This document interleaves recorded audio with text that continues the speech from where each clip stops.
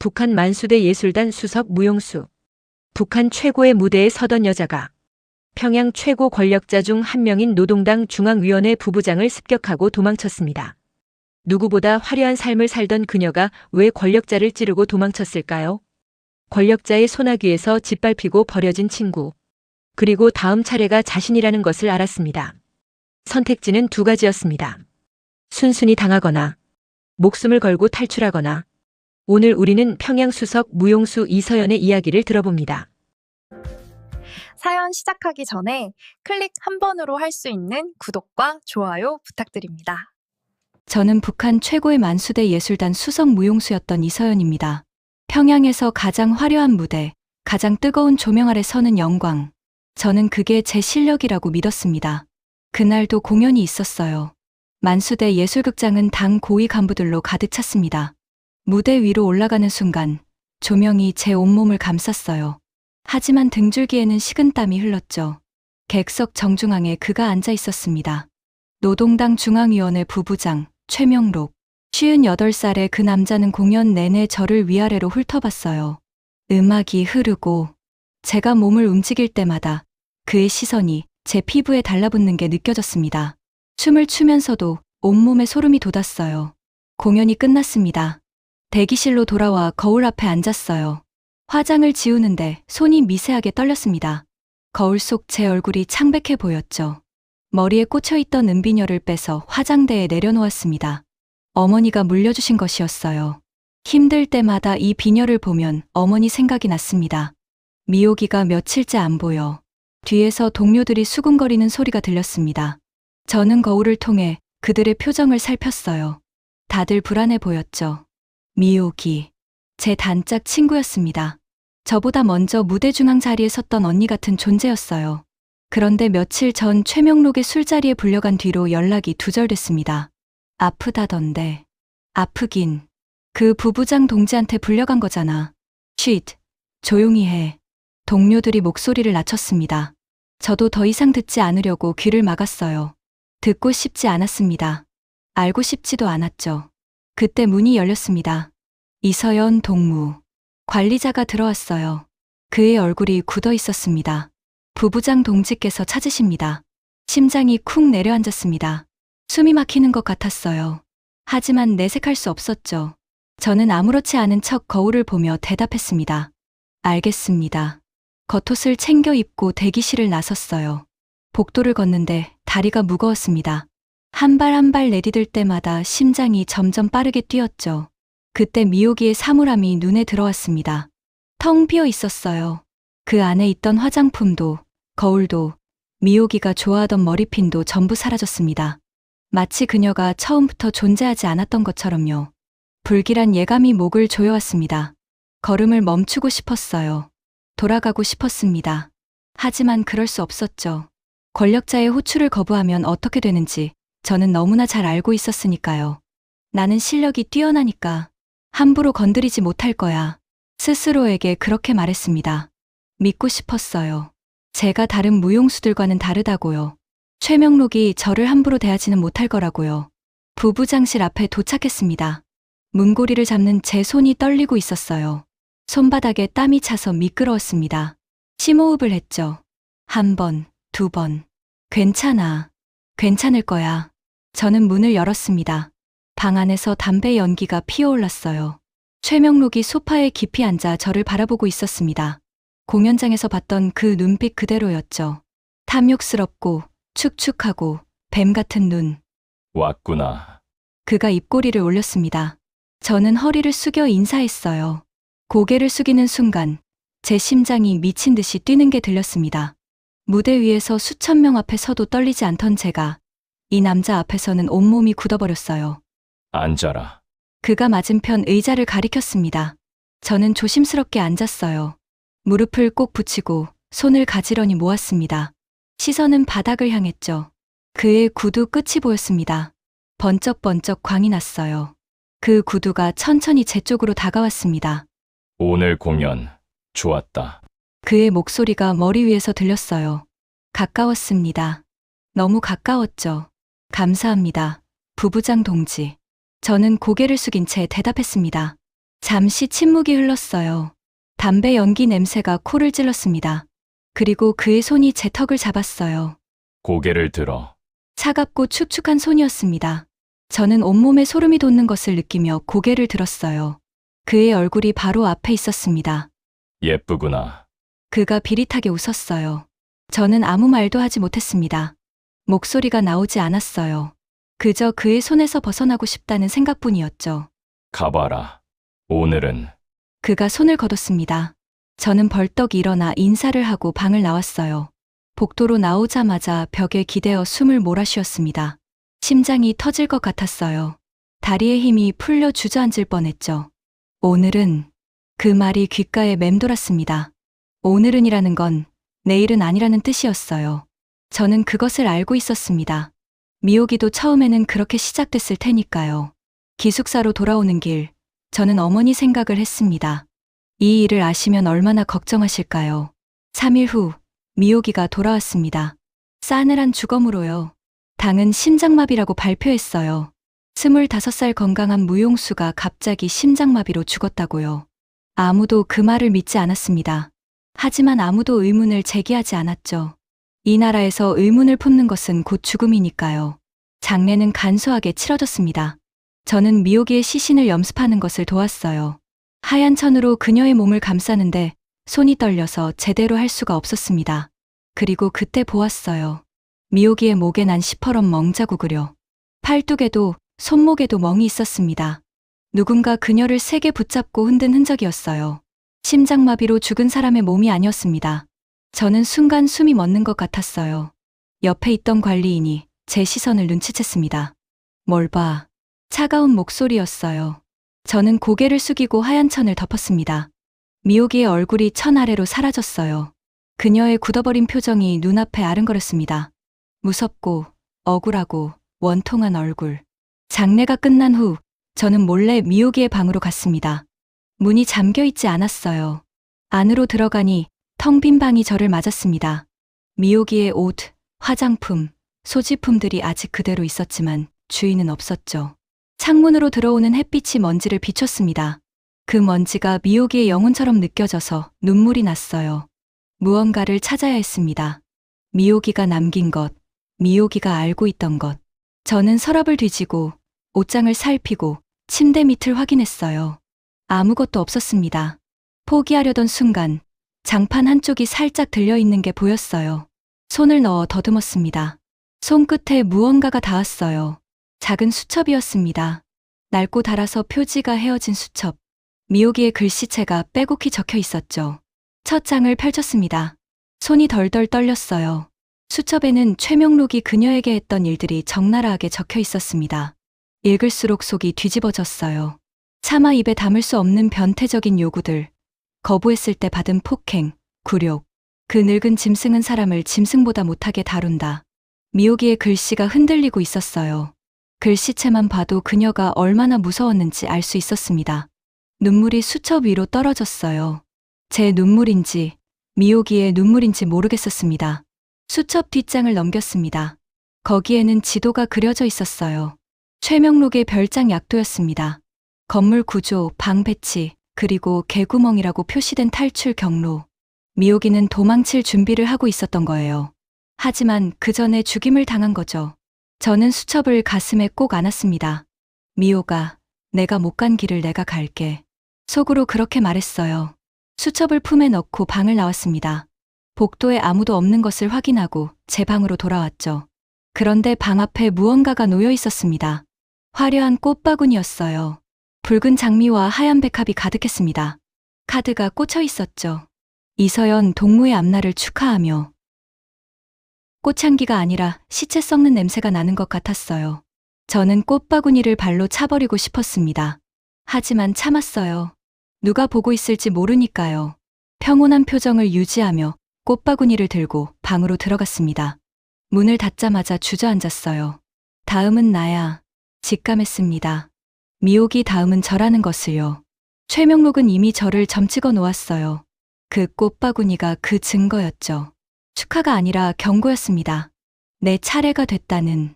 어쩌면 그냥 술만 따르고 끝날 수도 있어. 너무 예민하게 생각하지 말자. 스스로에게 그렇게 말했어요. 믿고 싶었습니다. 하지만 미오기에 멍든 몸이 수첩에 적힌 글씨가 자꾸 떠올랐어요. 자기 합리화는 오래가지 못했습니다.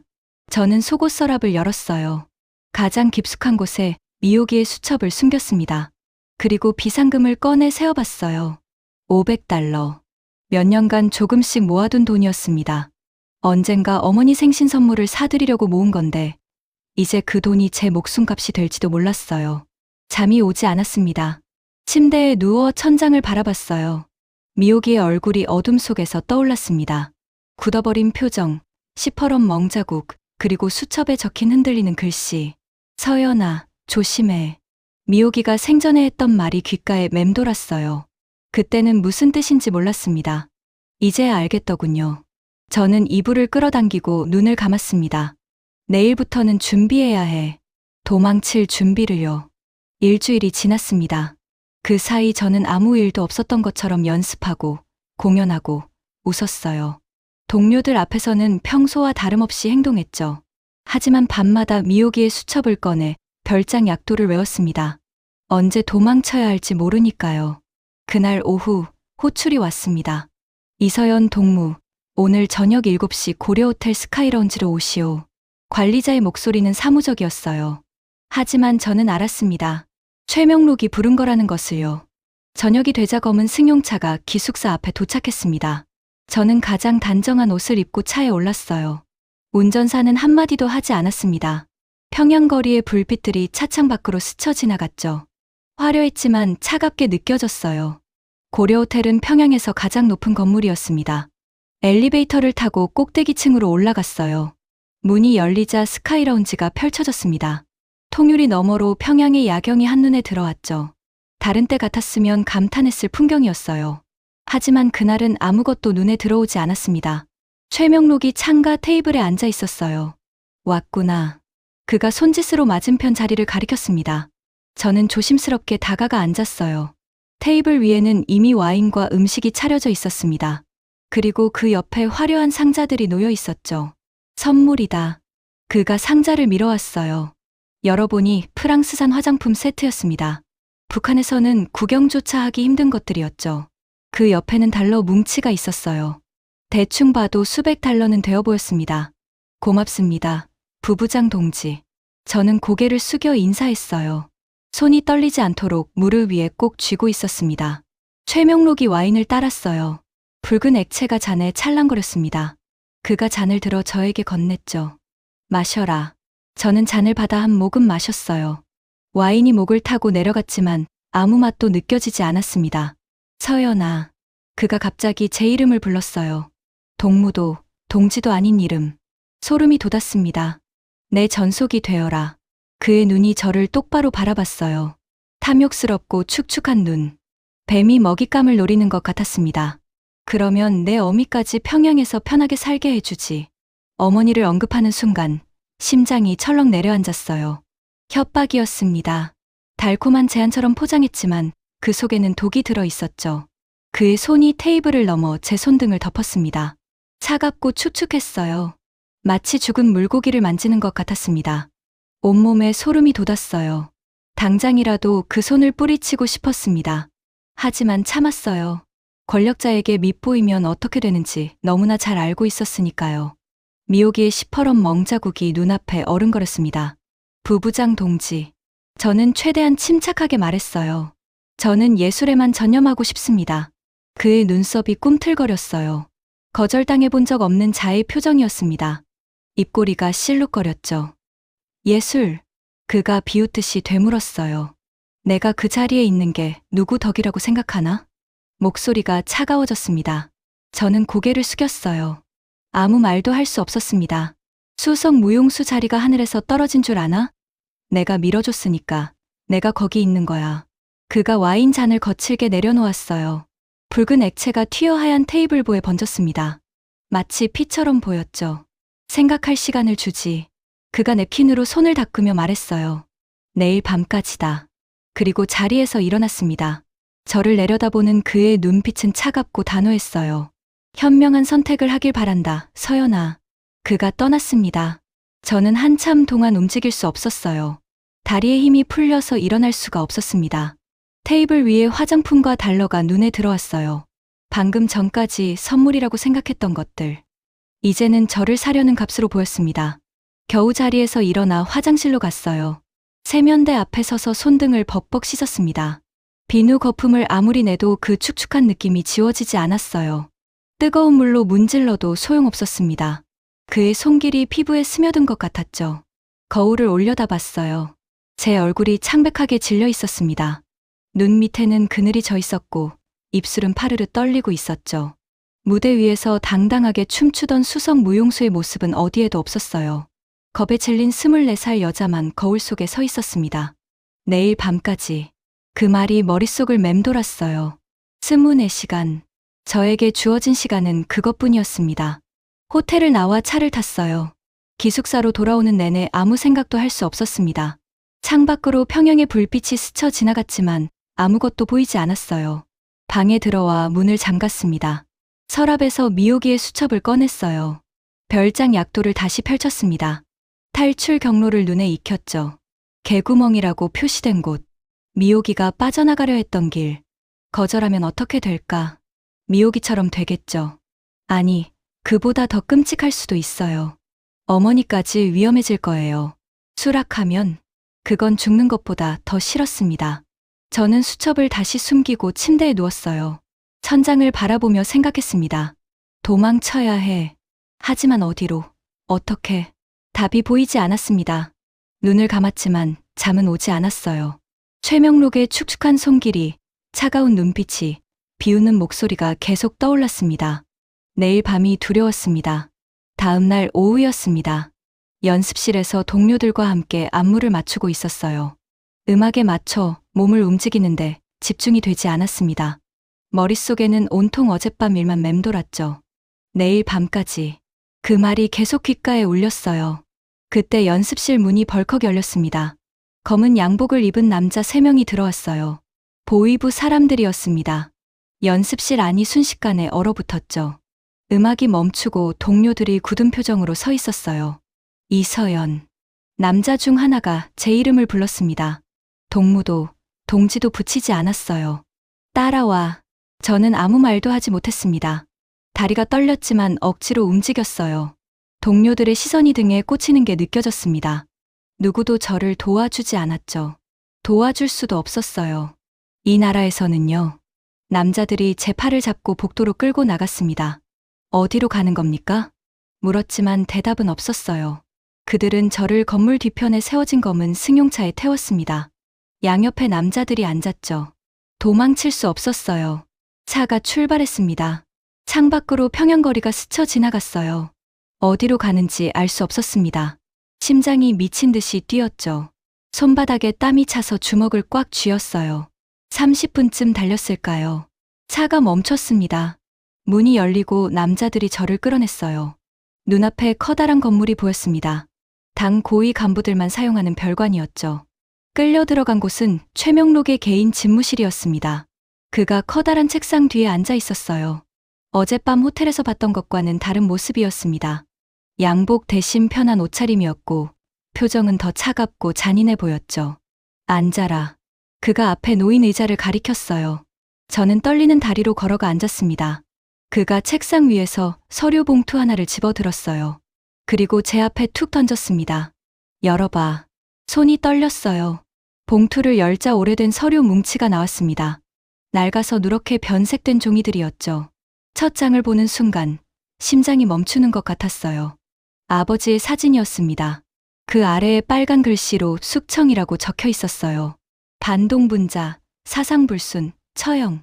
그런 단어들이 줄줄이 나열되어 있었습니다. 내 아비가 반동으로 죽은 걸 숨기고 예술단에 들어왔더구나. 최명록의 목소리가 머리 위에서 들렸어요. 비웃는 듯한 말투였습니다. 저는 아무 말도 할 수 없었어요. 목소리가 나오지 않았습니다. 이건 저의 가장 큰 비밀이었어요. 어머니와 저만 아는 것이었죠. 아버지가 숙청당한 사실이 알려지면 저도, 어머니도 끝이었습니다. 어떻게, 겨우 그 말만 내뱉었어요. 내가 모르는 게 있을 것 같나? 그가 자리에서 일어났습니다. 천천히 제 쪽으로 걸어왔죠. 구두 소리가 바닥에 울렸어요. 한 발, 한 발, 점점 가까워졌습니다. 오늘 밤 내 별장으로 와라. 그가 제 앞에 섰어요. 내려다보는 눈빛이 차갑고 잔인했습니다. 오지 않으면 내 어미는 내일 아침 수용소행이다. 숨이 막혔어요. 눈앞이 하얗게 변했습니다. 수용소. 그 단어만으로도 온몸이 얼어붙었죠. 수용소에 끌려간 사람들이 어떻게 되는지 저는 알고 있었어요. 살아서 나오는 사람은 거의 없었습니다.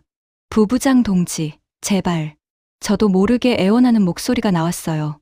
그가 제 턱을 거칠게 잡았습니다. 손가락이 살을 파고들었어요.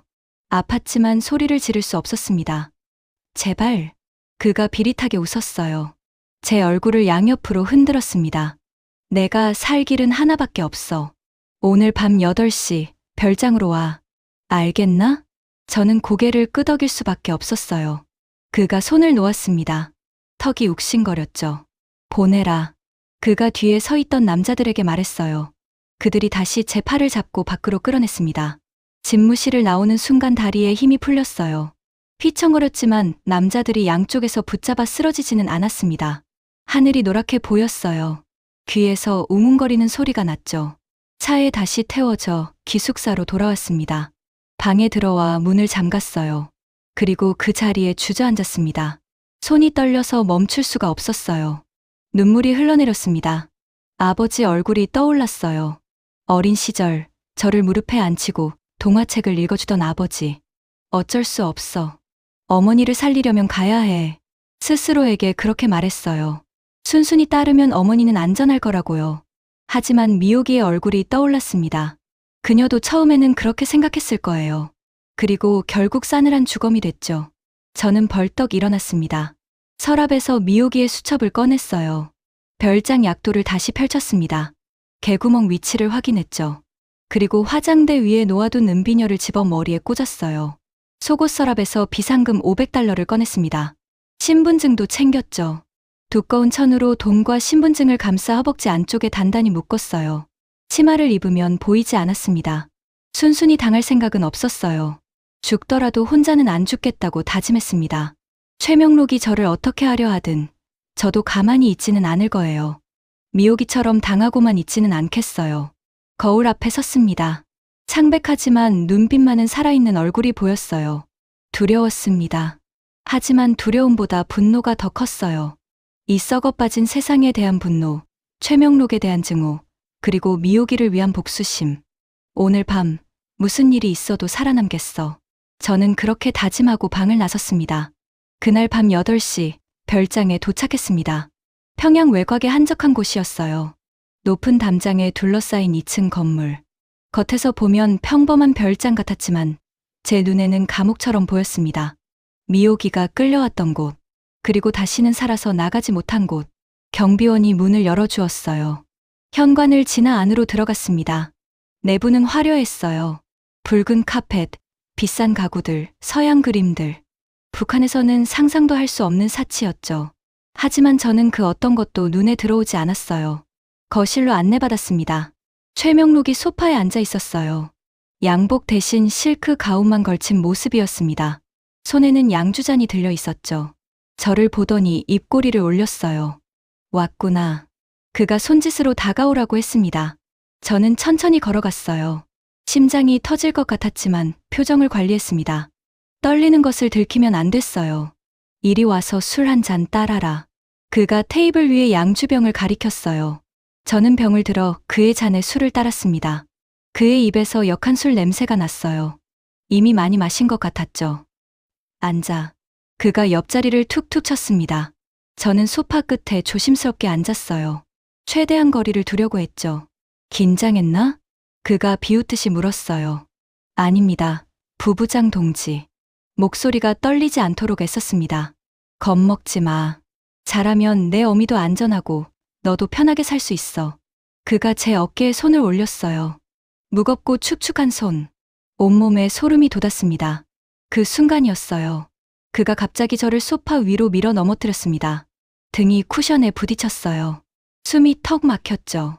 비싼 척 굴기는. 그가 제 위로 올라탔습니다. 무거운 몸이 저를 짓눌렀어요. 숨을 쉴 수가 없었습니다. 그의 얼굴이 바로 코앞에 있었죠. 술 냄새와 담배 냄새가 역하게 풍겼어요. 공포가 온몸을 휘감았습니다. 미옥이의 얼굴이 스쳐 지나갔어요. 시퍼런 멍자국, 굳어버린 표정, 그리고 수첩에 적혀 있던 글씨들.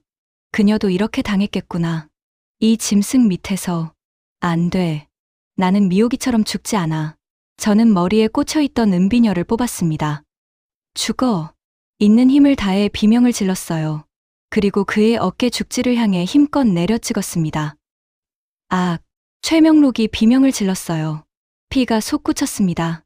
붉은 피가 제 얼굴에 드레스에 튀었어요. 그가 옆으로 굴러 떨어졌습니다.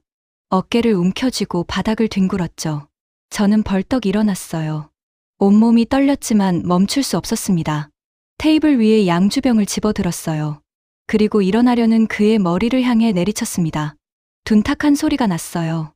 그가 축 늘어졌습니다. 움직이지 않았어요. 죽었는지 살았는지 확인할 겨를이 없었습니다. 심장이 미친 듯이 뛰었어요. 귀에서 심장 소리만 들렸죠. 피 묻은 드레스를 내려다봤습니다. 붉은 피가 하얀 천에 번져 있었어요. 손도 피범벅이었죠. 드레스 치맛단을 찢어냈습니다. 피 묻은 부분을 최대한 떼어냈어요. 미옥이의 수첩을 꺼냈습니다. 별장 약도를 펼쳤어요. 손이 떨려서 종이가 바스락거렸습니다. 서재 뒤편 쪽문, 개구멍. 그곳을 찾아야 했어요. 거실을 빠져나와 복도를 달렸습니다. 서재를 찾았어요. 문을 열고 들어가니 책장이 가득한 방이었습니다. 수첩에 그려진 대로 왼쪽 책장 뒤를 살폈어요. 작은 쪽문이 있었습니다. 미옥이가 찾아둔 탈출구. 문을 열었어요. 좁은 통로가 나왔습니다. 사람 하나 겨우 지나갈 수 있는 크기였죠. 저는 몸을 낮추고 기어 들어갔어요. 어둡고 좁았습니다. 거미줄이 얼굴에 닿았지만 신경 쓸 여유가 없었어요. 얼마나 기었을까요? 차가운 밤 공기가 얼굴을 때렸습니다. 밖으로 나온 거예요. 담장 밖 숲속이었습니다. 밤하늘에 별이 보였어요. 숨을 크게 들이쉬었습니다. 그때 뒤에서 소리가 들렸어요. 호각 소리였습니다. 그리고 개 짖는 소리. 최명록이 깨어났거나 누군가 발견한 거예요. 경비원들이 움직이기 시작한 거죠. 뛰었습니다. 어디로 가는지도 모른 채 무작정 뛰었어요. 나뭇가지가 얼굴을 핥히었습니다. 돌부리에 걸려 넘어질 뻔했죠. 신발 한 짝이 벗겨졌지만 돌아볼 여유가 없었어요. 뒤에서 소리가 점점 가까워졌습니다. 개 짖는 소리, 남자들의 고함 소리. 심장이 터질 것 같았어요. 폐가 타들어가는 것 같았습니다. 하지만 멈출 수 없었어요. 멈추면 죽어. 저는 이를 악물고 달렸습니다. 어둠 속으로, 더 깊이, 더 멀리. 얼마나 달렸는지 모르겠어요. 다리에 힘이 풀려 더 이상 달릴 수 없을 때까지 뛰었습니다. 큰 나무 뒤에 몸을 숨겼어요. 숨을 헐떡이며 뒤를 돌아봤습니다. 멀리서 불빛이 흔들리고 있었어요. 아직 쫓아오고 있었죠. 하지만 거리가 벌어진 것 같았습니다. 손을 내려다 봤어요. 피가 마르기 시작하고 있었습니다. 최명록의 피. 제 손으로 사람을 찔렀어요. 죽였는지도 몰라요. 하지만 후회는 없었습니다. 미호가 내 복수를 했어. 속으로 중얼거렸어요. 눈물이 흘러내렸습니다. 두려움인지 해방감인지 알 수 없었어요. 이제 진짜 시작이었습니다. 평양을 벗어나야 해요. 이 나라를 떠나야 합니다. 그러지 않으면 죽어요. 저도, 어머니도. 저는 다시 일어났습니다. 맨발로 어둠 속을 걸었어요. 어디로 가야 하는지 몰랐지만 멈출 수는 없었습니다. 뒤에는 죽음뿐이니까요. 새벽 2시쯤이었을 거예요. 숲속에 웅크리고 있었습니다. 나무 뿌리 사이에 몸을 숨긴 채 숨을 죽였어요. 멀리서 들리던 게 짖는 소리가 점점 멀어졌습니다. 놓친 것 같았어요. 아직은요. 온몸이 얼어붙는 것 같았습니다. 4월이었지만 밤 공기는 차가웠어요. 피 묻은 드레스는 찢어지고 젖어 있었죠. 맨발은 이미 감각이 없었습니다. 이대로 있으면 얼어 죽을 것 같았어요. 움직여야 했습니다. 숲을 빠져나와 도로 쪽으로 갔어요. 조심스럽게 나무 뒤에 숨어 도로를 살폈습니다. 한적한 시골길이었어요. 가끔 트럭이 지나갔죠. 평양에서 벗어나려면 차를 타야 했습니다. 얼마나 기다렸을까요? 멀리서 헤드라이트 불빛이 보였어요. 석탄을 실은 대형 트럭이었습니다. 천천히 달려오고 있었죠. 트럭이 커브를 돌며 속도를 줄였습니다. 지금이야. 저는 도로로 뛰어나갔어요. 트럭 뒤를 쫓아달렸습니다. 짐칸 뒤쪽에 철제 손잡이가 있었어요. 뛰어올라 손잡이를 잡았습니다. 온몸에 힘을 다해 짐칸으로 기어올랐죠. 석탄 더미 위로 굴러떨어졌습니다. 검은 석탄 가루가 얼굴을 덮었어요. 코와 입으로 가루가 들어왔습니다. 기침이 터져 나오려 했지만 필사적으로 참았어요. 소리를 내면 안 됐습니다. 석탄 속으로 파고들었어요. 검은 덩어리들 사이에 몸을 묻었습니다. 숨쉬기가 힘들었어요. 가루가 폐를 찌르는 것 같았죠. 하지만 견뎌야 했습니다. 트럭이 북쪽으로 달렸어요. 덜컹거리는 짐칸에서 온몸이 흔들렸습니다. 석탄 덩어리가 몸 위로 굴러왔어요. 멍이 들고 긁혔지만 신경 쓸 여유가 없었죠. 얼마나 지났을까요? 트럭이 멈췄습니다. 검문소였어요. 심장이 멎는 것 같았습니다. 신분증 좀 봅시다. 인민군의 목소리가 들렸어요. 저는 석탄 속에 더 깊이 파고들었습니다. 숨을 멈췄어요. 심장 소리가 너무 크게 들렸습니다. 저 소리가 밖에까지 들리면 어쩌지? 어디로 가는 겁니까? 해산 쪽입니다. 석탄 배달이요. 운전사의 목소리였어요. 무덤덤한 말투였죠. 짐칸 확인합니다. 그 말에 온몸이 얼어붙었어요. 발소리가 가까워졌습니다. 누군가 짐칸 위로 올라오는 것 같았어요. 석탄을 뒤지는 소리가 들렸습니다. 가까웠어요. 점점 더 가까워졌죠. 제발, 제발 그냥 지나가게 해주세요. 속으로 빌었어요. 눈을 꼭 감았습니다. 됐습니다. 가시오. 인민군의 목소리가 들렸어요. 발소리가 멀어졌습니다. 트럭이 다시 출발했어요. 저는 그제야 숨을 내쉬었습니다. 온몸에서 힘이 빠졌어요. 검문소를 3번 더 지났습니다. 매번 석탄 속에 파묻혀 숨을 죽였어요. 매번 심장이 터질 것 같았죠. 하지만 운이 좋았습니다. 아무도 저를 발견하지 못했어요. 트럭 안에서 생각했습니다. 최명록이 깨어나면 평양 전체가 뒤집힐 거예요. 아니, 이미 뒤집혔을지도 몰라요. 제 사진이 전국에 뿌려지겠죠. 보위부가 저를 찾아 나설 거예요. 그리고 어머니는 어떻게 됐을까요? 제가 도망친 걸 알면 어머니를 잡아갈 거예요. 수용소로 보내겠죠. 눈물이 났습니다. 석탄 가루와 눈물이 섞여 얼굴을 타고 흘러내렸어요. 죄송해요, 어머니. 속으로 중얼거렸습니다. 하지만 돌아갈 수 없었어요. 돌아가면 저도 죽고 어머니도 구할 수 없어요. 살아남아야 했습니다. 살아서 언젠가 어머니를 구해야 했어요. 살아야 해. 살아서 복수해야 해. 이를 악물었습니다. 10시간 넘게 트럭에 실려갔어요. 해가 뜨고 다시 질 때까지 온몸이 멍들고 부서지는 것 같았습니다. 허벅지에 묶어둔 돈과 신분증만이 유일한 희망이었죠. 트럭이 멈췄습니다. 어두워진 뒤였어요. 조심스럽게 고개를 들어 주변을 살폈습니다. 작은 도시의 외곽인 것 같았어요. 트럭에서 내려 어둠 속으로 몸을 숨겼습니다. 거울이 있었다면 제 모습에 기겁했을 거예요. 석탄 가루로 온몸이 새까맣게 물들어 있었습니다. 드레스는 찢어지고 피와 석탄으로 뒤범벅이 됐죠. 맨발은 피투성이었어요. 귀신 같은 몰골이었습니다. 브로커를 찾아야 했어요. 미오기의 수첩에 적혀 있던 접선 장소. 국경 근처 도시의 허름한 국밥집 뒷골목. 저는 그곳을 향해 걸었습니다. 사람들 눈에 띄지 않도록 골목길로만 다녔어요. 국밥집을 찾았습니다. 뒷골목으로 들어가니 남자가 담배를 피우고 있었어요. 저를 보더니 눈을 가늘게 떴습니다. 돈은 있소? 첫 마디가 그거였어요. 제 행색을 보고 의심하는 눈빛이었죠. 저는 치마를 들어 올렸습니다. 허벅지에 묶어둔 첫 뭉치를 풀었어요. 땀에 젖은 달러 뭉치가 나왔습니다. 500달러요. 브로커의 눈이 달라졌어요. 돈을 확인하더니 고개를 끄덕였습니다. 지금 당장 갈 수 있는 루트는 지뢰밭뿐이요. 지뢰밭. 그 말에 등골이 서늘해졌어요. 하지만 선택의 여지가 없었습니다. 가겠습니다. 당장요. 저는 대답했어요. 브로커가 저를 위아래로 훑어봤습니다. 그리고 낡은 옷 한 벌과 고무신을 건넸어요. 갈아입어. 그 꼴로는 한 발짝도 못 가. 저는 옷을 받아들고 어둠 속에서 갈아입었습니다. 새로운 옷은 낡고 헐렁했지만 피 묻은 드레스보다는 나았어요. 고무신을 신으니 맨발의 고통이 조금 줄었습니다. 따라와. 브로커가 앞장섰어요. 저는 그를 따라 어둠 속으로 걸어갔습니다. 앞에 무엇이 기다리고 있는지 몰랐어요. 하지만 뒤에는 죽음뿐이었습니다. 앞으로 가는 수밖에 없었어요. 브로커는 철조망이 보이는 곳까지만 데려다 줬습니다.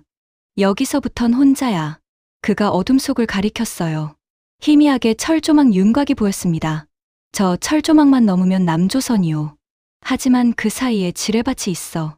조심해서 가시오. 그 말을 끝으로 브로커는 사라졌어요. 뒤돌아보니 이미 어둠 속으로 녹아들고 있었습니다. 저는 혼자 남았어요. 달빛도 없는 금은 밤이었습니다. 눈앞에 붉은 표지판이 보였어요. 지뢰라고 쓰여 있었습니다. 심장이 쿵 내려앉았죠.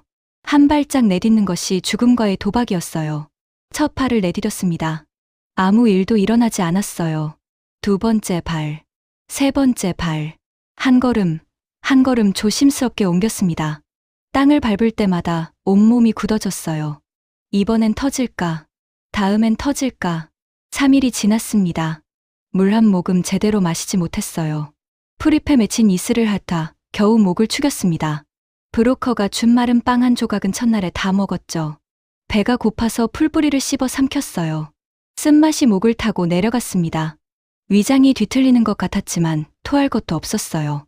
둘째 날 밤에는 비가 내렸습니다. 하늘이 무너지는 줄 알았어요. 옷이 흠뻑 젖었고 온몸이 떨렸습니다. 나무 밑에 웅크리고 앉아 밤을 새웠어요. 이가 딱딱 부딪히는 소리가 숲속에 울렸습니다. 저체온증으로 죽을 수도 있다는 생각이 들었어요.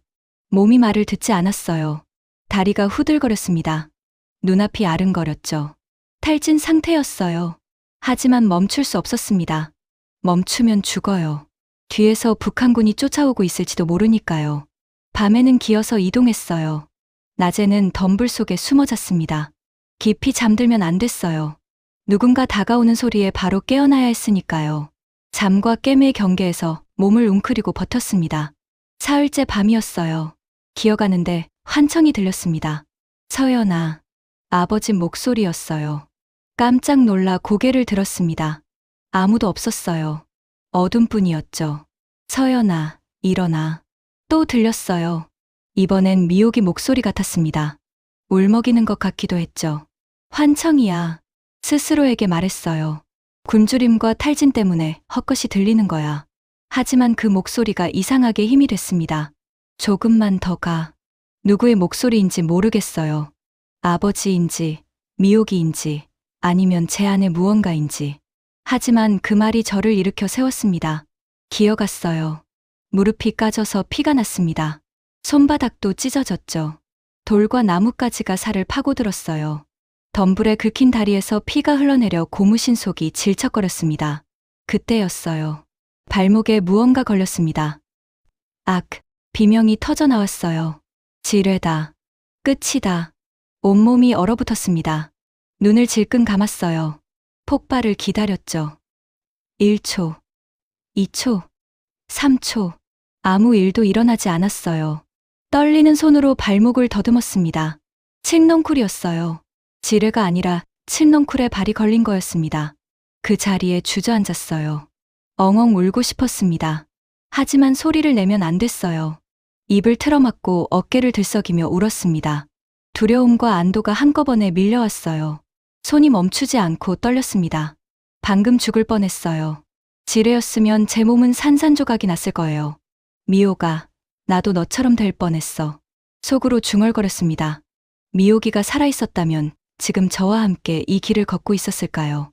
그 생각에 더 슬퍼졌어요. 얼마나 울었을까요? 눈물을 닦고 고개를 들었습니다. 그때 멀리서 뭔가가 보였어요. 불빛이었습니다. 희미하지만 분명한 불빛. 나만 초소의 불빛이었어요. 저 불빛 너머가 나만이었습니다. 자유가 있는 곳. 하지만 확신할 수 없었어요. 저 불빛이 구원일지 또 다른 지옥일지. 나만이 정말 북한과 다를까요? 탈북자들을 어떻게 대할까요? 잡아서 다시 북으로 보내면 어쩌죠? 그래도 가야 했습니다.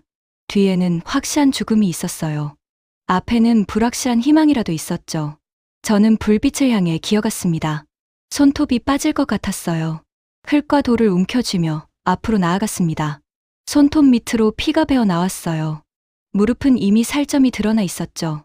고통스러웠습니다. 하지만 멈추지 않았어요. 조금만 더 가면 돼. 스스로에게 계속 말했습니다. 불빛이 조금씩 가까워졌어요. 철조망이 보이기 시작했습니다. 남한 쪽 철조망. 거의 다 왔어. 그 생각에 눈물이 났어요. 기쁨인지 고통인지 모르겠는 눈물이었습니다. 하지만 아직 끝이 아니었어요. 철조망을 넘어야 했습니다. 저 가시철조망을 넘어야 진짜 끝이에요. 마지막 힘을 쥐어짜서 일어섰습니다. 다리가 휘청거렸지만 버텼어요. 철조망이 바로 앞에 있었습니다. 날카로운 가시가 달빛에 번쩍였어요. 저것을 넘어야 해요. 저것만 넘으면 자유예요. 저는 손을 뻗어 철조망을 잡았습니다. 가시가 손바닥을 찔렀어요. 피가 흘렀습니다. 하지만 놓지 않았어요. 있는 힘을 다해 몸을 끌어올렸습니다. 조금만 더. 저는 이를 악물고 철조망 위로 올라갔습니다. 새벽이 밝아오고 있었습니다. 하늘 끝이 희뿌옇게 변하고 있었어요. 밤새 기어온 제 앞에 철조망이 있었습니다. 남한 쪽 철조망. 저것만 넘으면 끝이에요. 저것만 넘으면 자유예요. 젖먹던 힘을 다해 철조망을 기어올랐습니다. 손으로 철사를 움켜쥐었어요. 가시가 손바닥을 찔렀지만 신경 쓸 여유가 없었습니다. 발을 걸고 몸을 끌어올렸어요. 팔에 힘이 없어서 몇 번이나 미끄러졌습니다. 그래도 포기하지 않았어요. 이를 악물고 다시 올랐습니다. 조금씩 위로 올라갔어요. 철조망 꼭대기가 가까워졌습니다. 그때였어요. 날카로운 가시가 제 허벅지를 파고들었습니다.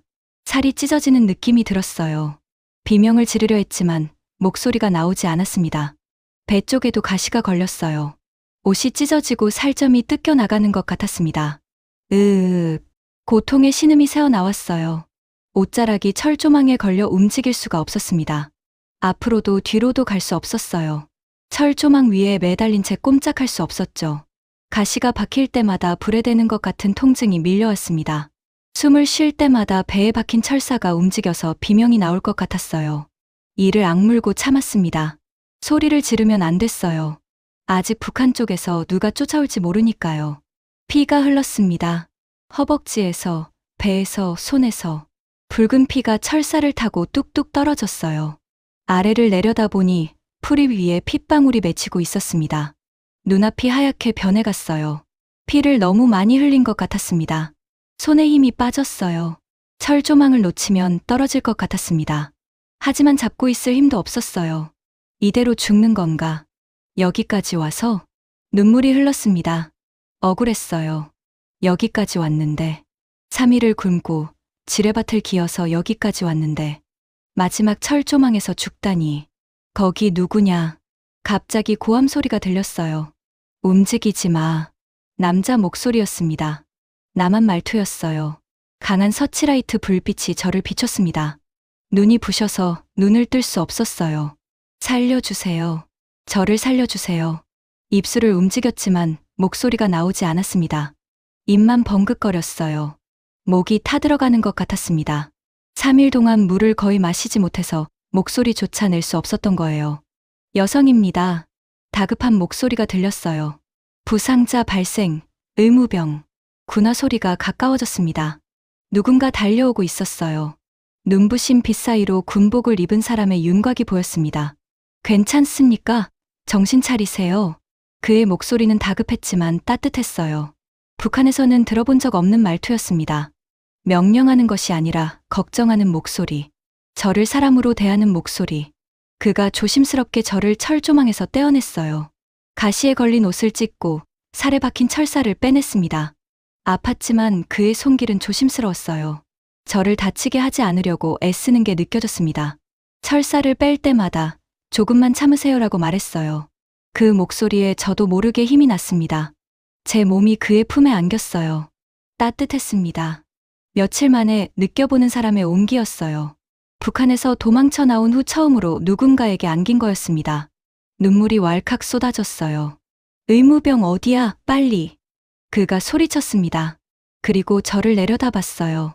흐릿한 시야 속에서 그의 얼굴이 보였습니다. 젊은 얼굴이었어요. 걱정스러운 눈. 그가 군복 주머니에서 무언가를 꺼냈어요. 하얀 손수건이었습니다. 깨끗하고 하얀 천. 그는 그 손수건으로 제 허벅지를 묶었어요. 피가 흐르는 곳을 단단히 동여맸습니다. 조금만 버티세요. 금방 도와드릴게요. 그의 목소리가 귓가에 닿았어요. 그 순간 온몸의 긴장이 탁 풀렸습니다. 최명록의 축축하고 차가운 손. 그 손에서 벗어나려고 그 모든 일을 겪었어요. 별장에서의 사투, 석탄 트럭, 지뢰밭, 그리고 지금 저를 안고 있는 이 남자의 손. 투박하지만 따뜻했어요. 저를 해치려는 손이 아니었습니다. 저를 살리려는 손이었어요. 그 차이가 너무나 크게 느껴졌습니다. 눈물이 멈추지 않았어요. 울지 마세요. 이제 괜찮아요. 그가 낮은 목소리로 말했어요. 흐릿해지는 시야 속에서 그의 명찰이 보였습니다. 군복 가슴에 붙어있는 작은 이름표. 한민석. 저는 그 이름을 입속으로 되뇌었어요. 한민석. 그 이름을 기억하고 싶었습니다. 저를 살려준 사람의 이름. 따뜻한 손을 가진 사람의 이름. 의식이 점점 멀어졌어요. 귓가에 여러 사람의 목소리가 들렸습니다. 들것 가져와. 병원으로 이송해. 시끄러웠지만 멀게만 들렸어요. 마지막으로 본 것은 밝아오는 하늘이었습니다. 북한 하늘과 같은 하늘인데 왜 이렇게 다르게 느껴질까요? 자유의 하늘은 이런 색이구나. 그런 생각을 하며 저는 정신을 잃었습니다. 한민석. 그 이름을 품에 안은 채로요. 눈을 떴을 때 저는 병원이었습니다. 하얀 천장, 소독약 냄새, 규칙적인 기계음. 온몸이 붕대로 감겨 있었어요. 허벅지와 배에 꿰맨 자국이 욱신거렸습니다. 하지만 살아있었어요. 저는 살아남았습니다. 며칠 후 합동신문센터로 옮겨졌어요. 탈북자들은 모두 이곳을 거쳐야 한다고 했습니다. 조사를 받아야 남한에서 살 수 있다고요. 저는 순순히 따랐어요. 숨길 것도 없었으니까요. 하지만 조사는 쉽지 않았습니다. 최명록 부부장을 공격하고 왔다고? 조사관이 코웃음을 쳤어요. 믿지 않는 눈빛이었습니다. 그래서 당신이 그 권력자를 은비녀로 찔렀다. 24살 무용수가? 저는 고개를 끄덕였어요. 사실이었으니까요. 고위 간부랑 연애하다가 실증 나서 도망친 거 아니야? 그 말에 온몸이 굳었습니다. 연애라니요. 그게 연애로 보입니까? 미오기의 시퍼런 멍자국이 수첩에 적힌 글씨가 눈앞에 어른거렸어요. 아닙니다. 목소리가 떨렸어요. 믿어주세요. 저는 살기 위해 도망친 겁니다. 조사관들은 고개를 저었어요. 의심의 눈초리로 저를 봤습니다. 그 시선이 너무 힘들었어요. 북한에서 봤던 시선과 다를 게 없었습니다. 억울했어요. 3일을 굶고 지뢰밭을 기어서 여기까지 왔는데, 철조망에 살이 찢기면서 넘어왔는데, 그런데 저를 접대부 취급하다니요. 저는 자리에서 벌떡 일어났습니다. 보여드리겠습니다. 조사관들이 어리둥절한 표정을 지었어요. 저는 조사실 한가운데서 춤을 추기 시작했습니다. 만수대 예술단 수석 무용수의 춤. 피와 땀으로 완성한 제 전부. 좁은 공간이었지만 상관없었어요. 온몸으로 춤을 췄습니다. 아직 아물지 않은 상처가 욱신거렸지만 멈추지 않았어요. 눈물이 흘렀습니다. 춤을 추면서 울었어요. 미옥이 생각에, 어머니 생각에, 그리고 저 자신이 너무 억울해서. 이게 접대부의 춤으로 보입니까? 춤을 멈추고 조사관들을 똑바로 바라봤어요. 목소리가 갈라졌습니다. 조사실이 조용해졌어요. 조사관들이 입을 다물었습니다. 더 이상 아무도 저를 의심하는 말을 하지 않았어요. 3개월 후 무혐의로 풀려났습니다. 신원이 확인됐고 제 말이 사실로 밝혀졌어요. 최명록은 제가 찌른 상처에서 회복했지만 그 사건은 북한 내부에서 쉬쉬되고 있다고 했습니다. 체면이 깎이니까요. 저는 서울로 나왔어요. 정부에서 임대 아파트를 배정해줬습니다. 작은 원룸이었어요. 처음으로 저만의 공간이 생겼습니다. 북한에서는 꿈도 못 꿀 일이었죠. 하지만 행복하지 않았어요. 서울은 너무 춥고 낯선 곳이었습니다. 거리에는 사람들이 넘쳐났지만 저는 혼자였어요. 말을 섞을 사람이 없었습니다. 북한 사투리가 튀어나올까봐 입을 열기가 두려웠죠. 임대 아파트에 혼자 앉아 창밖을 바라보는 게 일상이 됐어요. 화려한 네온사인이 밤마다 반짝였습니다. 평양의 조명보다 훨씬 밝았어요. 하지만 제 마음은 평양에 있을 때보다 더 어두웠습니다. 시장에 가서 국밥을 먹었어요. 따뜻한 국물이 목을 타고 내려갔습니다. 맛있었어요. 그런데 갑자기 눈물이 왈칵 쏟아졌습니다. 어머니 생각이 났어요. 어머니가 끓여주시던 국밥 맛이요. 어머니는 지금 어떻게 됐을까요? 수용소에 끌려갔을까요? 살아 계시기는 한 걸까요? 생각하면 가슴이 찢어지는 것 같았습니다. 미옥이 생각도 났어요. 함께 국밥 먹으러 다니던 날들. 다시는 돌아오지 않을 그 시간들. 밤이면 문득문득 그 군인이 생각났습니다. 한민석. 철조망에서 저를 구해준 사람. 따뜻한 손을 가진 사람. 그 사람은 잘 지내고 있을까요? 저를 기억이나 할까요? 서랍을 열었어요. 그 안에 하얀 손수건이 있었습니다. 제 피가 묻어 뻣뻣하게 굳었던 손수건. 병원에서 깨어났을 때 제 손에 쥐어져 있었어요. 누가 남겨둔 건지 몰랐지만 저는 그걸 버릴 수 없었습니다. 손수건을 정성껏 빨았어요. 핏자국이 완전히 지워지지는 않았지만 희미해졌습니다. 깨끗하게 다려서 서랍에 넣어뒀어요. 그 손수건만이 제가 이 낯선 땅에서 받은 유일한 환대 같았습니다. 몇 달 후 문화센터에서 강사 자리를 구했어요. 한국 무용을 가르치는 일이었습니다. 수강생들 앞에서 춤을 출 때만큼은 살아있다는 느낌이 들었어요. 하지만 수업이 끝나고 빈 연습실에 홀로 남으면 외로움이 밀려왔습니다. 자유를 얻었어요. 그토록 원하던 자유를요. 하지만 마음 한구석은 여전히 텅 비어 있었습니다. 채워지지 않는 무언가가 있었어요. 밤마다 서랍에서 손수건을 꺼내봤습니다. 한민석. 그 이름을 입속으로 되뇌었어요. 언젠가 다시 만날 수 있을까요? 고맙다는 말을 전할 수 있을까요? 창밖으로 서울의 밤이 반짝였습니다. 저는 손수건을 가슴에 안고 눈을 감았어요. 1년이 지났습니다. 2019년 4월, 서울에도 봄이 왔어요. 거리마다 벚꽃이 만개했습니다. 분홍빛 꽃잎이 바람에 흩날렸죠. 사람들은 꽃 구경을 하며 웃고 있었어요. 저는 여전히 문화센터에서 한국 무용을 가르치고 있었습니다. 그날도 수업이 끝나고 연습실을 정리하고 있었어요. 거울 앞에서 머리를 매만지는데 문이 열리는 소리가 들렸습니다. 늦은 시간에 누가 왔나 싶어 고개를 돌렸어요. 낯익은 얼굴이 문 앞에 서 있었습니다. 군복 대신 말끔한 정장을 입고 있었어요. 하지만 그 눈은 1년 전 새벽 철조망에서 저를 내려다보던 그 눈 그대로였습니다. 한민석. 심장이 멈추는 것 같았어요. 1년 동안 매일 밤 떠올리던 그 사람이 눈앞에 서 있었습니다. 꿈인가 싶어서 눈을 깜빡였어요. 이서연 씨. 맞죠? 그가 쑥스러운 듯 뒷머리를 긁적였어요. 그 모습이 어찌나 순박해 보이던지. 네, 겨우 그 말만 내뱉었습니다. 목소리가 떨렸어요. 이거 받으러 왔습니다. 그가 농담처럼 손을 내밀었어요. 저는 무슨 말인지 몰라 멍하니 바라봤습니다. 손수건이요. 제 거였거든요. 그제야 알았어요. 그가 왜 왔는지. 1년 전 제 허벅지를 묶어줬던 그 하얀 손수건. 그걸 찾으러 온 거였어요. 손수건. 저는 웃음이 나왔습니다. 1년 동안 그 손수건을 얼마나 소중히 간직했는데요. 빨래하고, 다리고, 서랍에 넣어두고, 밤마다 꺼내보고. 손수건은 제가 잘 보관하고 있어요. 그렇게 말하니까 그도 웃었어요. 다행이네요. 그거 어머니가 수놓아 주신 건데. 우리는 함께 문화센터를 나왔습니다. 밖은 벚꽃 천지였어요. 바람이 불 때마다 꽃잎이 눈처럼 흩날렸습니다. 우리는 나란히 걸었어요. 어디로 가는지 정하지 않았지만 발걸음이 자연스럽게 여의도 쪽으로 향했습니다. 윤중로 벚꽃길이었어요. 양쪽으로 벚나무가 터널처럼 늘어서 있었습니다. 분홍빛 꽃잎이 하늘을 덮었어요. 사람들이 사진을 찍고 웃고 있었습니다. 저도 모르게 미소가 지어졌어요. 전역했어요. 민석 씨가 말했어요. 지금은 경찰입니다. 경찰이 되고 나서 서연 씨를 찾으려고 백방으로 노력했어요. 저를요? 네.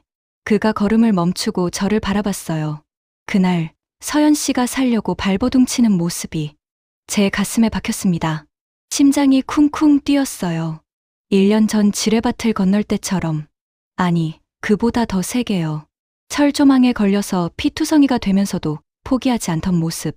의식을 잃으면서도 뭔가를 중얼거리던 모습. 잊을 수가 없었어요. 그가 조심스럽게 제 손을 잡았어요. 따뜻했습니다. 1년 전 저를 철조망에서 떼어내던 그 손. 손수건으로 제 상처를 묶어주던 그 손.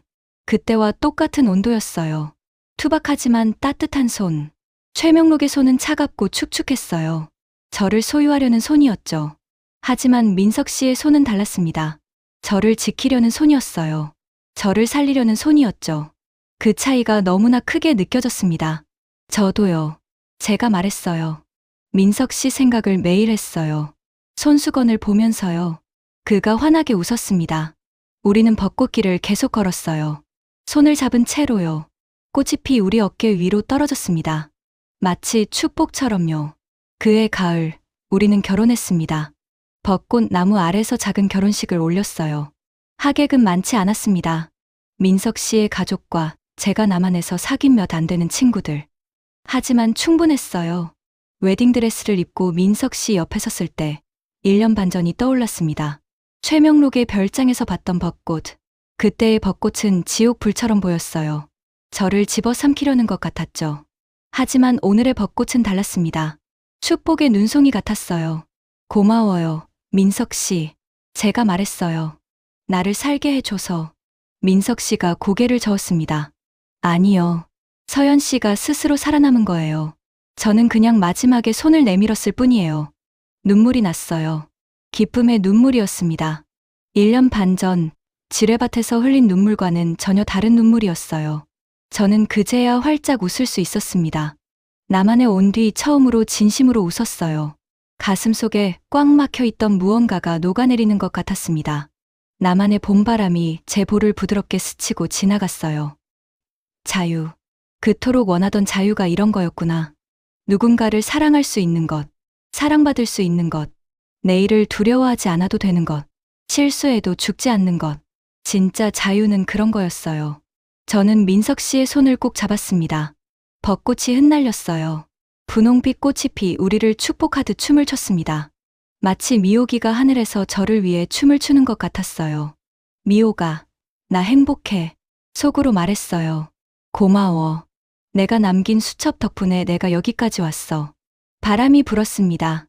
꽃잎이 하늘로 올라갔어요. 마치 대답처럼요. 오늘의 이야기는 여기까지입니다. 1년 반 전, 철조망에서 저를 안아 올리던 그 사람이 지금 제 옆에 있다는 게 꿈만 같습니다. 가끔 밤에 악몽을 꾸며 최명록의 얼굴이 지뢰밭의 어둠이 떠오를 때가 있어요. 하지만 눈을 뜨면 민석 씨가 옆에 있습니다. 그 따뜻한 손이 제 손을 잡아줘요. 미호가, 나 잘 살고 있어. 내 목까지 행복하게 살게. 주인공 이서연에게 하고 싶은 말씀이 있으시면 댓글 부탁드립니다. 끝까지 시청해주셔서 감사합니다.